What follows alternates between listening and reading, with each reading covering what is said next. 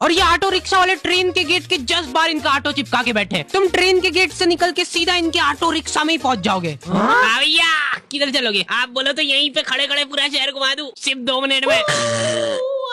नहीं नहीं भैया, आधे रास्ते जाने के बाद ये पूछ रहा है किधर जाओगे भैया? फिर धर्मशाला ले चलो भैया, एकदम सस्ती सुंदर। क्या यार, पहले बोलना था ना। अब पलटाना पड़ेगा। उतरो सब। पलटाना नहीं आता मेरे को, खाली सीधे सीधे चला लेता हूँ मैं। ये इस पूरे शहर का सबसे टंच धर्मशाला है। इसका सिर्फ नाम धर्मशाला है, अंदर से होटल ही है पूरा। लो चलो पहले मेरा ऑटो पलटवा।